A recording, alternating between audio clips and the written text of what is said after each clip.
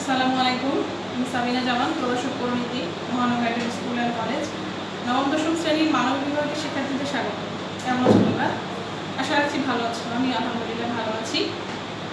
যথারীতি তোমাদের জন্য অনলাইন ক্লাস হাজির হলাম।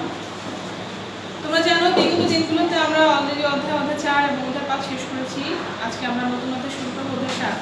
তোমরা জানো তোমাদের দ্বিতীয় সাময়িকের সিলেবাসে তিনটা অধ্যায় আছে, অধ্যায় 4, 5 এবং 7। তো আজকে আমরা অধ্যায় 7 নিয়ে আলোচনা করবো। অলরেডি আমাদের অধ্যায় 4 এবং 5 শেষ হয়েছে এবং আজকে আমরা 7 নিয়ে কথা বলবো।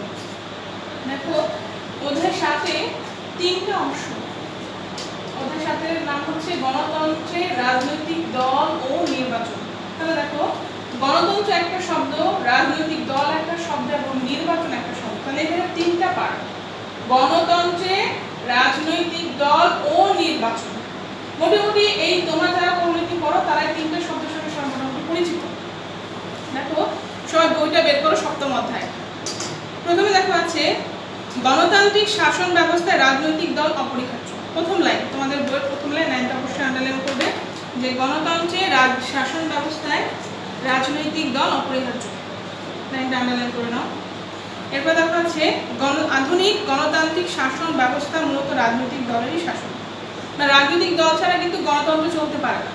এবং গণতান্ত্রিক শাসন ব্যবস্থায় অপরিহার্য শর্ত হচ্ছে রাজনৈতিক দল। কারণ গণতন্ত্রে একাধিক রাজনৈতিক দল থাকে, সেই দলের মধ্য থেকে, সেই দলগুলোর মধ্য থেকে যে দল সংখ্যাগরিষ্ঠতা অর্জন করে সেই দলই কিন্তু সরকার গঠন করে। এই জন্য গণতন্ত্র কিন্তু রাজনৈতিক দল ছাড়া চলতে পারে না। তাহলে তোমাদের 7ম অধ্যায়ের প্রথম যে লাইন দুটো আছে সেই লাইনগুলো তোমরা আন্ডারলাইন করে নাও যে গণতান্ত্রিক শাসন ব্যবস্থায় রাজনৈতিক দল অপরিহার্য এবং আধুনিক গণতান্ত্রিক শাসন ব্যবস্থায় মূলত রাজনৈতিক দলেরই শাসন। এই দুটো লাইন তোমরা ভালো করে আন্ডারলাইন করে নাও। তারপরে চলে যাও রাজনৈতিক দলে। রাজনৈতিক দল, এটাতে চলে যাও। রাজনৈতিক দল দেখো দেওয়া আছে, আমি দেখো লিখেছি রাজনৈতিক দল, তোমরা আন্ডারলাইন করে নাও। রাজনৈতিক দল কি? রাজনৈতিক দল কি, এই যে প্রশ্নটা, এটা জ্ঞানমূলক আকারে আসতে পারে, আবার 2 মার্কের মানে অনুধাবনমূলক আকারেও কিন্তু আসতে পারে। তাহলে আমরা এই পুরোটাই মুখস্থ করব। রাজনৈতিক দলের যে অংশটুকু আছে এটা আমরা পুরোটাই মুখস্থ করবো, কারণ এটা আমাদের জ্ঞানমূলক আকারে আসতে পারে, আবার অনুধাবনমূলক আকারে আসতে পারে। জ্ঞানমূলক আকারে আসলে তুমি কি লিখবে?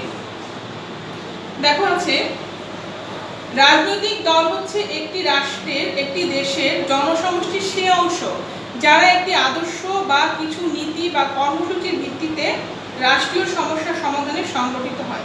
যদি তোমার জ্ঞানমূলক আসে তাহলে তুমি এই লাইনটা লিখবে যে গঠিত হয় পর্যন্ত, সংগঠিত হয় পর্যন্ত। যে রাজনৈতিক দল হচ্ছে একটি দেশের জনসমষ্টির সে অংশ যারা একটি আদর্শ বা কিছু নীতি বা কর্মসূচির ভিত্তিতে রাষ্ট্রীয় সমস্যা সমাধানে সংগঠিত হয়। ধরো 50 জন এক রাজনৈতিক দল গঠন হলো, তো সেই যে দলের যে সদস্যগুলো থাকবে সেই সদস্যগুলোর নীতি হবে একরকম, আদর্শ হবে একরকম এবং একই কর্মসূচি থাকবে। দলের যে নেতা বা নেত্রী থাকবেন সে যে নীতি বাস্তবায়ন করবেন সেটাই দলের সকল সদস্য মেনে চলতে বাধ্য হবে। তার মানে ওই 50 জনের নীতি, আদর্শ, কর্মসূচি একই রকম হবে এবং তারা একই আদর্শের সঙ্গবদ্ধ হবে। মানে আমার একটা আদর্শ, তোমার একটা আদর্শ, এরকম না। 50 জনের একই আদর্শ, একই নীতি এবং একই কর্মসূচি ভিত্তিতে তারা পরিচালিত হবে, সেটাই হচ্ছে রাজনৈতিক দল।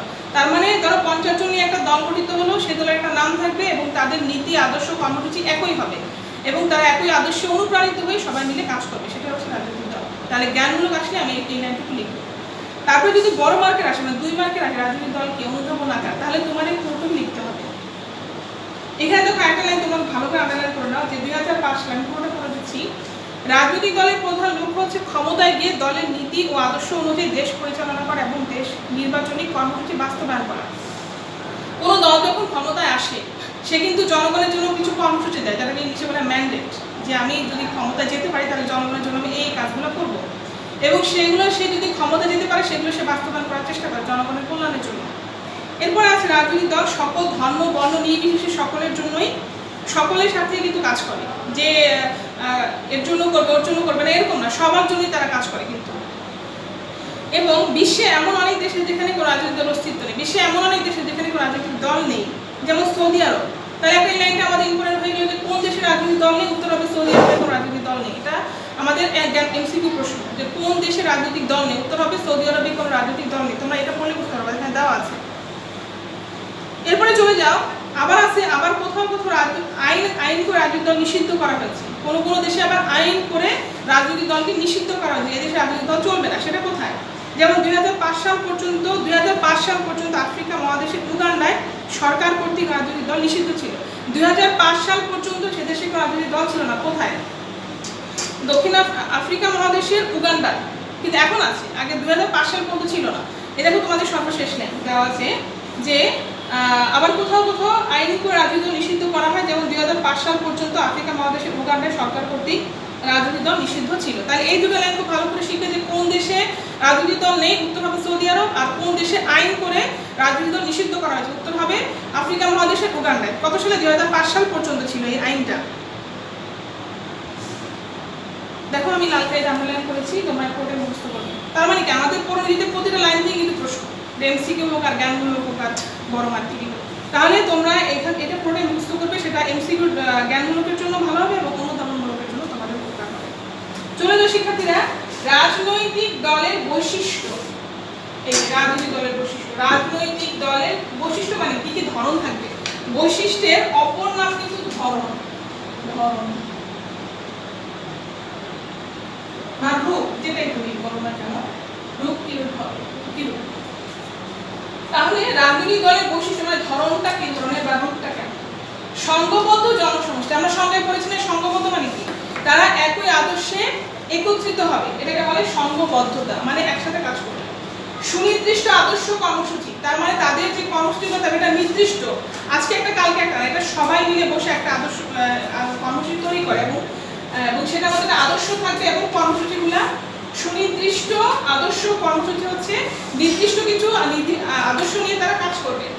এরপরে প্রাতিষ্ঠানিক কাঠামো, নেতৃত্ব, তার মানে কি তাদের রাজনৈতিক দলের একটা কাঠামো থাকবে এবং নেতা একজন, ধরো 50 জন যদি হয় তাহলে একজন থাকবে নেতৃত্ব, ওই নেতা যেই নীতিমালা বাস্তবায়ন করবে বা যেই আদর্শর কথা বলবে বা যেই কাজগুলোর কথা বলবে সেটা দলের সকল সদস্য মেনে চলতে বাধ্য থাকবে।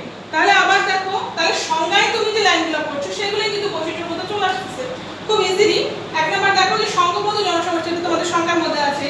সুনির্দিষ্ট আদর্শ কর্মসূচি, এটাও সংজ্ঞার মধ্যে দেওয়া আছে। প্রাতিষ্ঠানিক কাঠামো, নেতৃত্ব, অবশ্যই রাজনৈতিক একজন নেতা বা নেতৃত্ব থাকবে যার নেতৃত্বে বাকি দলের অন্যান্য সদস্য পরিচালিত হবে। এরপর আছে নির্বাচন সংক্রান্ত কাজ।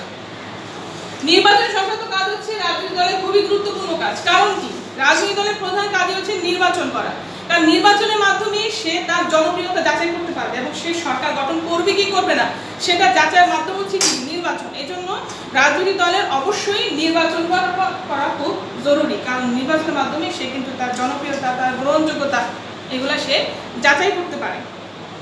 দেখো তোমাদের বই এই যে রাজনৈতিক দলের বৈশিষ্ট্যগুলো দেওয়া আছে 4টা পয়েন্ট, তোমরা প্রতিটা পয়েন্টে মুখস্থ করবে এবং এই প্রতিটা পয়েন্ট, এই যে 4টা পয়েন্ট এগুলা কিন্তু আলাদা করে আবার অনুধাবনমূলক প্রশ্ন হতে পারে। হয়তো প্রশ্ন আসলো যে সংঘবদ্ধ জনসমষ্টি কি, সংঘবদ্ধ জনসমষ্টি কি, জ্ঞানমূলক প্রশ্ন আসতে পারে। নির্বাচন সংক্রান্ত কাজ ব্যাখ্যা করো, অনুধাবনমূলক প্রশ্ন। তাহলে প্রতিটা লাইনে আমাদের মুখস্থ করতে হবে। তারপরে চলে যাও, দেখো নির্বাচন সংক্রান্ত কাজটা একটু বড় করে তোমাদের দেওয়া আছে, তাহলে তোমরা এটা খুব ভালো করে মুখস্থ করবা, মানে প্রত্যেকটা 4টা পয়েন্টে আমরা খুব ভালো করে মুখস্থ করব শিক্ষার্থীরা। তারপরে চলে যাওয়া হচ্ছে রাজনৈতিক দলের ভূমিকা। ভূমিকা মানে কি, কাজ। ভূমিকার অপর হচ্ছে কি, কাজ। ভূমিকা ভাষায় অবলিতে লিখতে পারি কাজ, ভূমিকা ভাষা অবলিতে লেখা যায় কাজ, মানে রাজনৈতিক দল কি কি কাজ করে, রাজনৈতিক দল কি কি কাজ করে। এই প্রশ্ন আসতে পারে তোমাদের, কিন্তু যে ভূমিকা দিয়ে আসবে তা কিন্তু নয়। হয়তো তোমাদের উদ্দীপকে থাকতে পারে, অনেক সময় একটা উদ্দীপক দিয়ে বলবো যে রাজনৈতিক দলের কাজগুলো কি ব্যাখ্যা করো। দেখো রাজনৈতিক দলের কাজ, প্রথম কাজ কি, এক নম্বর আছে আমাদের সরকার গঠন। সরকার গঠন, রাজনৈতিক দলের প্রথম কাজ হচ্ছে কি, সরকার গঠন করা। তার মানে হচ্ছে রাজনৈতিক দল নির্বাচনের মাধ্যমে ওই রাজনৈতিক দল যদি জয়ী হয় তাহলে সে সরকার গঠন করবে। এই জন্য রাজনৈতিক দলের প্রধান কাজ হচ্ছে সরকার গঠন করা। গণতান্ত্রিক ব্যবস্থা, নির্বাচনে যে দল সংখ্যাগরিষ্ঠতা মানে বেশি ভোট পায়, সংখ্যাগরিষ্ঠতা অর্থ হচ্ছে বেশি ভোট পায়, সেই দলই সরকার গঠন করে। তাহলে রাজনৈতিক দলের প্রধান কাজ হচ্ছে কি করা, সরকার গঠন করা। যদি সে নির্বাচনে জয়লাভ করতে পারে তবেই কিন্তু সে সরকার গঠন করবে। এরপর আসো রাজনৈতিক শিক্ষাদান। রাজনৈতিক 2 নম্বর আছে জনমত গঠন। জনমত সংজ্ঞা কি? জনমতের সংজ্ঞা হচ্ছে একটা বিষয় মানে কোনো বিষয়ে সংখ্যাগরিষ্ঠ জনগণের মতামতকে জনমত বলে। কোনো বিষয়ে সংখ্যাগরিষ্ঠ জনগণের মতামতকেই জনমত বলে। তার মানে দেখো, রাজনৈতিক দলের একটি অন্যতম কাজ হচ্ছে আদর্শ কর্মসূচির পক্ষে জনমত গঠন করা। মানে সরকার নির্বাচনের জনগণ কি চাচ্ছে ওই অনুযায়ী সে কাজ করবে, তাহলে জনগণ তার দিকে আসবে, তাহলে তার দিকে আসলে জনমত তৈরি হবে। ধরো কোনো রাজনৈতিক দল এমন কিছু কাজ করলে যেটা জনগণ চাচ্ছে বা জনগণের প্রিয়, জনগণের কল্যাণের জন্য যদি কোনো রাজনৈতিক দল কাজ করে, তাহলে জনগণ ওই রাজনৈতিক দলের দিকে অগ্রসর হবে। সেক্ষেত্রে তাহলে ওই রাজনৈতিক দলের জনমতটা ভারী হচ্ছে। তাহলে এই এমন কাজ রাজনৈতিক দল করবে যেটা করে জনগণের পক্ষে সে কাজ করতে পারে এবং জনগণ তার দিকে চলে আসে। এই জন্যই রাজনৈতিক দলের প্রধান কাজ হচ্ছে জনমত গঠন করা, মানে জনগণের চাহিদা মাফিক কাজ করা, যাতে করে ওই জনগণ ওই রাজনৈতিক দল জনগণের খুব কাছে যেতে পারে এবং জনগণ তাকে সহজে ভোট প্রদান করে। এরপর আছে রাজনৈতিক শিক্ষাদান। রাজনৈতিক শিক্ষাদান পয়েন্টটা দেখো, রাজনৈতিক দলের কাজ হচ্ছে জনগণকে তাদের সংশ্লিষ্ট বিষয়ে সচেতন করা। মানে জনগণ কি করবে কি করবে না এই বিষয়গুলো রাজনৈতিক দল থেকে আমরা শিক্ষা নিতে পারি। এরপর আছে গঠনমূলক বিরোধিতা। রাজনৈতিক দলে যে বিরোধী দল থাকে সেই বিরোধী দল সরকারের গঠনমূলক সমালোচনা করার মাধ্যমে সরকারকে সঠিক কাজ করতে সহায়তা করে। এরপর আছে সামাজিক ঐক্য প্রতিষ্ঠা। রাজনৈতিক দলে কিছু লোক একত্রিত হয়ে কাজ করার ফলে সমাজের মধ্যে কিছুটা ঐক্য সৃষ্টি হয়। তাহলে এই যে পয়েন্টগুলো তোমাদের দেওয়া আছে রাজনৈতিক দলের ভূমিকা, এই ভূমিকার পয়েন্টগুলো আমরা খুব ভালো করে মুখস্থ করব, ঠিক আছে, যাতে করে যেখানে প্রশ্ন আসো কিভাবে আসো তোমরা সুন্দর করে লিখতে পারো।